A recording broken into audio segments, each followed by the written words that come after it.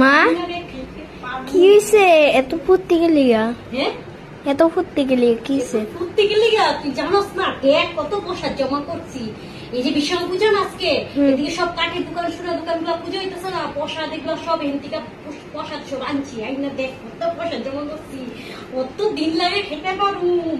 হ্যাঁ প্রত্যেকদিন পয়সা বাচ্চা দিব। এমনি দুর্গা পূজা আইতেছে, পাপা হইতেছে পয়সা নাই কাপড় দিব না, ওখানে তাহলে এতগুলা প্রসাদ জমা করছি, ওখানে তাহলে যদি জমা করে বহুত দিন লাগে খাবো তাহলে পয়সা বাচ্চা দিব গা, তাহলে তো পাপার থেকে কাপড় লইতে পারুন।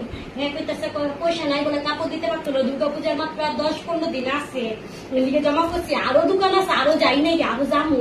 ওখানে আরো প্লাস্টিক নিতে আইসি, প্লাস্টিক কম হয়েছিল গা, ওখানে আবার প্লাস্টিক নিতে আইসি, এদিকে ওখানে যামু। আবার তুইও যাবি আমার লাগে ওখানে, তাহলে তুইও যাবি, তাহলে তুইও আনতে পারবি প্রসাদ। বহুত গুলা প্রসাদ অনেকদিন লাগাই খাবো। আমার কি বুদ্ধি লাগতেছে, কতদিন ভগবানে বহুত ভালো করে।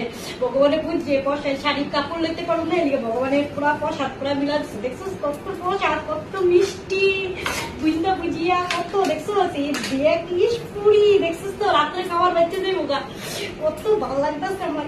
কত প্রসাদ জমা করছি। আরো চল জলদি চল, প্লাস্টিক নিয়ে গা।